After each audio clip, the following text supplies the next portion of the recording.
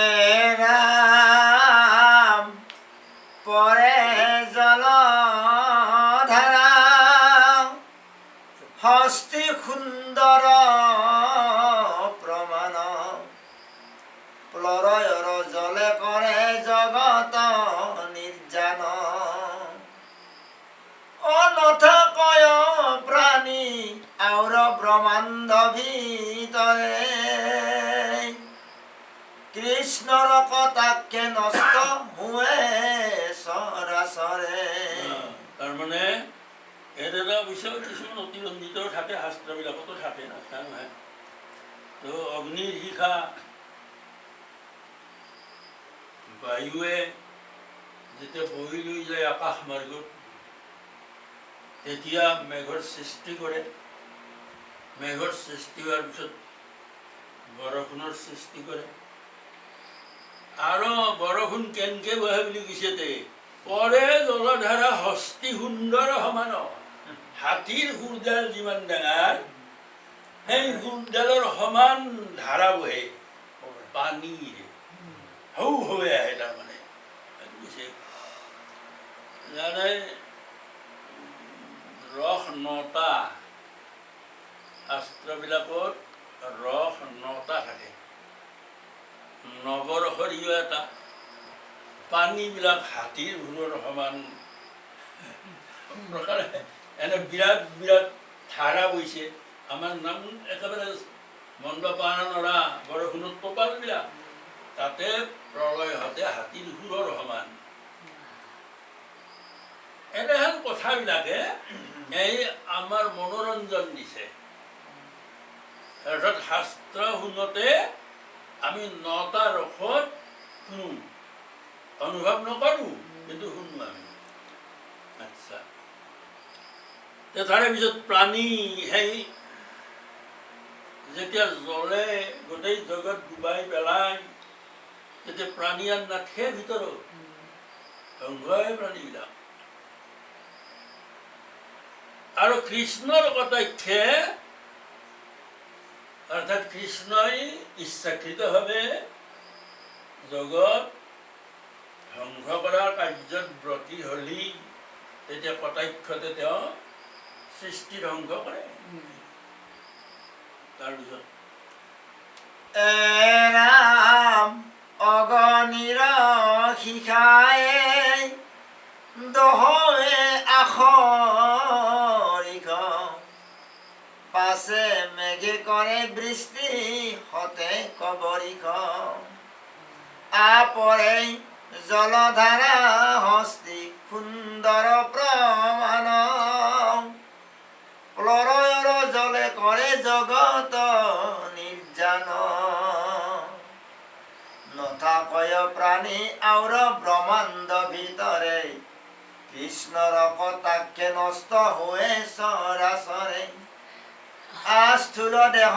ভগ্ন বলে যত জীৱ ৰাখি পুনৰপি প্ৰকৃতিত লীন হৈ আহি। আমি স্থূল দেহ বুলি কৈছি, আমি যিটো শৰীৰ লৈ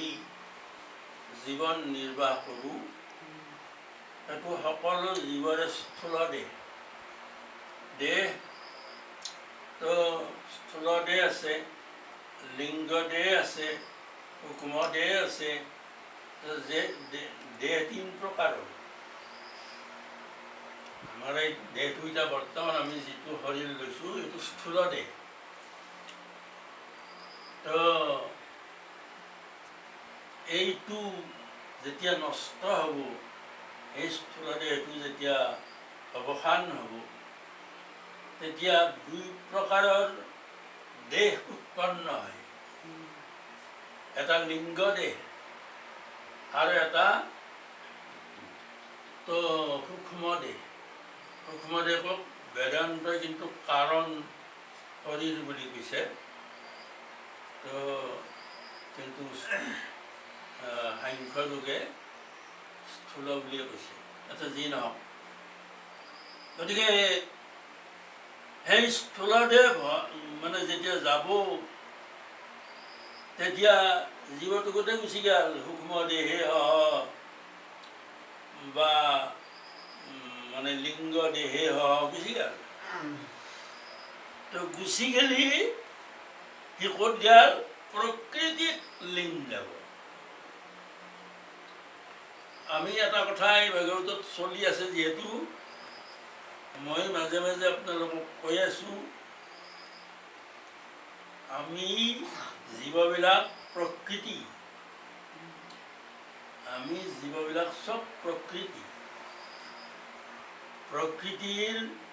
বতাহ খাইছোঁ প্ৰকৃতিৰ পানী খাইছোঁ প্ৰকৃতিৰ আহাৰ খাইছোঁ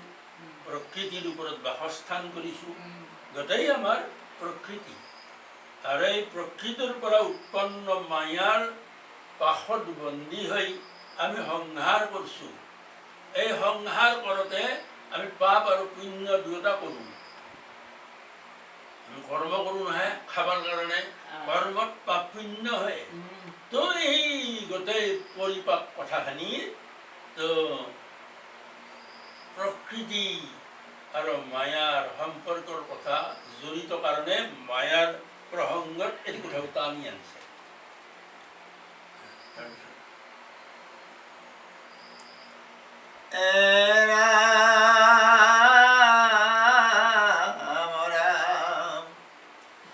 আজিতো ব্ৰহ্মা মাধৱৰ ভকতি বিহীন তেওঁ আখি পুনু প্ৰকৃতিত যায় লীন ভকতি নভৈলে নাই ব্ৰহ্মাৰ মুকুতি সামান্যৰ কিবা কথা কহিব নৃপতি তাৰমানে ওপৰত ক'লা যিটো ব্ৰহ্ম ভকতিৰ নভৈলে যিটো ব্ৰহ্ম মাধৱৰ ভকতিবিহীন তেওঁ আখি কোনো প্ৰকৃতিত লীন বুজাব গৈছে আমি সাধাৰণ মনুষ্য সাধাৰণ দেৱতা সাধাৰণ জীৱ সাধাৰণ জন্তু সাধাৰণ চৰাই চিৰিকটি আমি সাধাৰণ কিন্তু স্বয়ং ভাগৱতে কৈছে যে যিজন পৰম ভক্ত জীৱৰ ব্ৰহ্মাকে আদি কৰি জীৱ যত ৰাম ৰাম ৰাম এই যি পাইছোঁ আমি এনে দেখা নাই ব্ৰহ্মাৰো মৃত্যু আছে এতিয়াও দিব এটা মায়াত দিব ব্ৰহ্মাৰ কথাও যে ব্ৰহ্মাও ডুব যাব প্ৰকৃতিত ব্ৰহ্মাও লীন যাব কৃষ্ণই ব্ৰহ্মাকো সামৰি ল'ব গতিকে ব্ৰহ্মা ডাঙৰ নহয় আচ্ছা শুনায়াবে যেন মতে মহাভূত অন্য অন্যে গয়া কাৰণত হুৱে লয়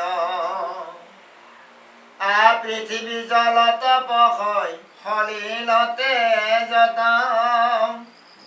বায়ুত প্ৰৱেশে জ্যোতি বায়ু আকাশত অপখে অহংকাৰত আকাশ গয়া পাছে মন প্ৰাণ ইন্দ্ৰিয় দেৱতা যত আছে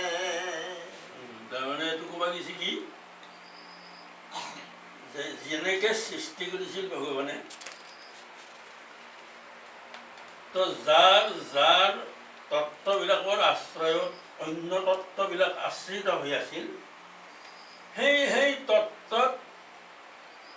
এই পাছৰ তত্ত্ববিলাক লয় হয় চামিল হয় মোৰ কথাষাৰ বুজাতে অসুবিধা যদি এটা সুন্দৰছে দিছে সেইমতে হৈ হবে প্ৰকৃতিত লয় উদাহৰণ দিছে যেন কাষ্ঠ ধৰিলে অগণি নৰ হয় আদাল কাঠত জুই লাগিলি কাঠডাল পুৰা শেষ হ'লি জুইটো তাতে নাথে নহয় না উদাহৰণ দিছে তদ্ৰূপ তো সকলো বস্তু প্ৰকৃতিৰ পৰা উৎপত্তি যিহেতু হৈছে প্ৰকৃতি যেতিয়া লীন যাব তেতিয়া জীৱবিলাক নাথাকে প্ৰকৃতি জীৱও লীন যাব উদাহৰণটোৰ দ্বাৰাই এনেকৈ বুজাইছে মায়া তাৰপিছত